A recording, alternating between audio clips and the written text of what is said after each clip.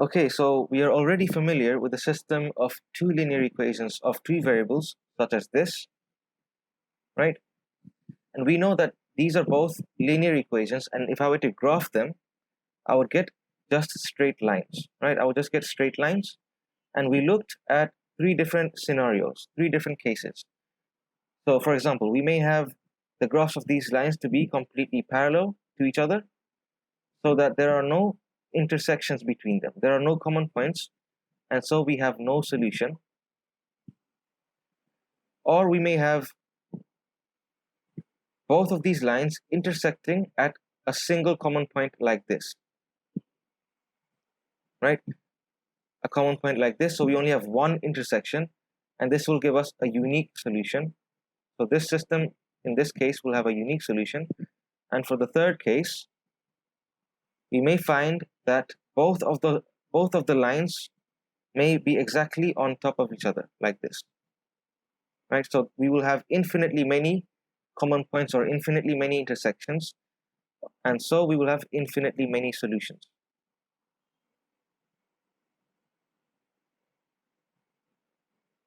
Right?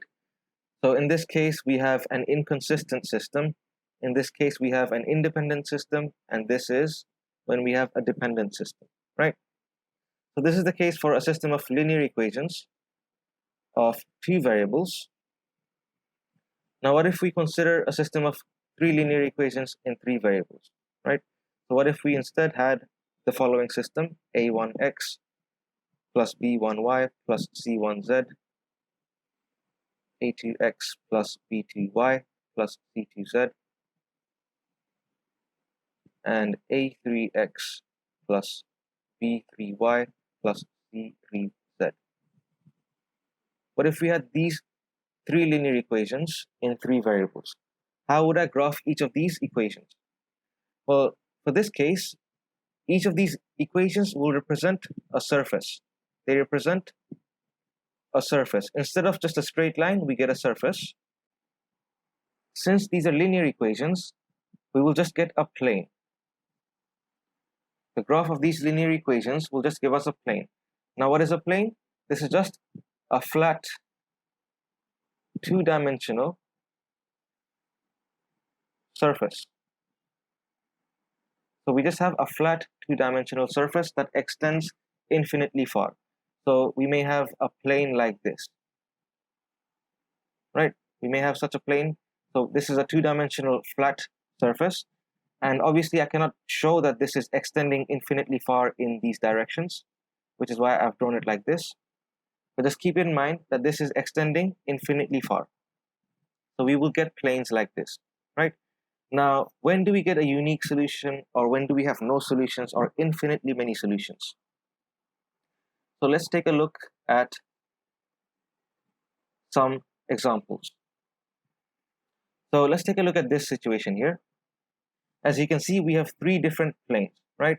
We have a plane here, another plane, and another plane, represented by these three different colors. And for this case, you can see that all three planes are intersecting along this common line. They're oriented in such a way that they're intersecting along this common line, right? So in this case, we will have infinitely many solutions.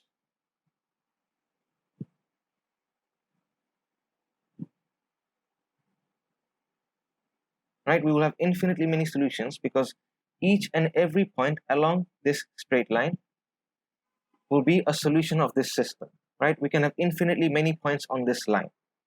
Keep in mind that these planes are extending infinitely far, right? They just don't end along these borders. They infinitely extend.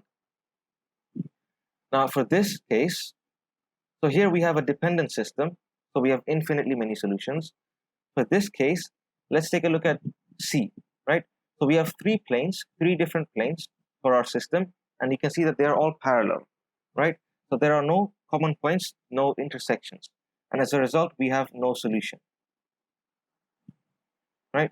So we have an inconsistent system as a result. And for the case of B, we can see that along this line or this line, we only have a maximum of two planes intersecting. There are no points where all three planes are intersecting.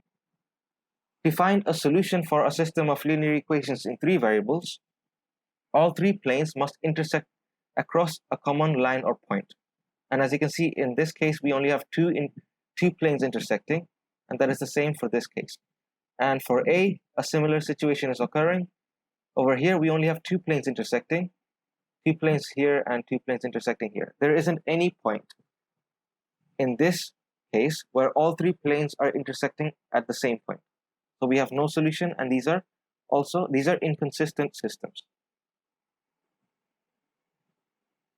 And for the final case, so we have this red plane, a yellow plane, and a green plane, and they are oriented in such a way that we only have a single intersection here, right? We only have a single point, this single point where all 3 planes are intersecting. So due to this, we have a unique solution, a single unique solution, right? We just have one solution, and this is an independent system. This is an independent system, right? So the system of linear equations for this will only give us a single solution, right? So we have to keep in mind that all 3 planes must intersect at some common point, not just 2 planes, in order to get a solution. Now let's take a quick look at an example of a determinant of a 3x3 matrix. Let's say we have this determinant with entries 4, -1, 0, 5, 7, -2, and then -3, -2, 1. So how can I evaluate this? We should already know by now how to evaluate a determinant of a 3x3 matrix. Let's consider the first row. Let's expand across the first row. So what do? We consider each of these entries and multiply them by its cofactor. So we have 4 times -1, so we have times -1 to the power of 1 plus 1, since this is the entry A11, times the minor of 4. So we will have 7 -2, -2, 1, and then we consider the second entry, -1, times -1 to the power of I plus j. In this case, we have 1 plus 2, because this is the entry A12, right? I is 1, j is 2, times the minor of this entry, So we have 5, -2, -3, and 1, right? We have 5, -2, and then -3, 1.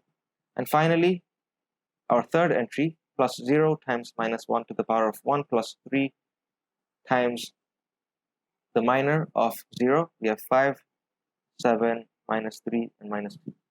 Since this is 0, we're multiplying with 0. This is gone. And so we end up with 4. This is positive. This is positive 1. This is negative 1. Right? We have 4 times 7 times 1 minus -2 times -2. We have plus 4. We have 7 minus 4. And then we have -1. This is minus, so we have -1 times 5 minus 6. And this gives us 12 minus 1, which is 11. And this is our answer. So this determinant is equal to 11. Right? Now, instead of expanding across the first row, we can expand down the second column as an example. We can expand down any one of the columns. We can expand down the first column, second, or third. We can expand across the first, second, or third row. But for an example, let's expand down the second column. So I will consider these entries. So I have -1 times its cofactor. So if we remember, there's a quick and easy way to find if the cofactor is positive or negative. We have plus, minus, plus, minus, plus, minus, and then plus, minus, plus. If I'm considering the second column, the cofactor for this entry will be negative, for this entry will be positive, and for this we will have something negative, right? So this will have a negative sign times its minor. We have 5, -2, -3, and 1.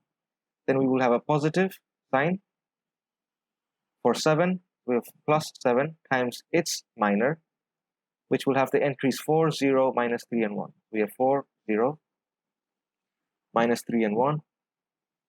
And then finally, for this last entry, we will have a negative sign. We have minus 2 times its minor, which will have the entries 4, 0, 5, and minus 2. We have 4, 0, 5, and minus 2. And if I evaluate this, we have minus, we have 1 times 5 minus 6 plus 7. We have 4 minus 0. And then we have minus, so we have plus 2 minus 8. And this is equal to, so here we have minus 1 plus 28 minus 16, and this gives me 11. So as you can see, even if I expand down the second column, we still get the same value of the determinant. Right, so we have 11. Now, as an example, you can try and evaluate another determinant yourself. Let's consider this determinant: 5, 3, minus 1, 4, 1, minus 5, minus 3, 2, and 6. So try and evaluate this determinant, and if you do this correctly, you will find that this will be equal to 42. So try this.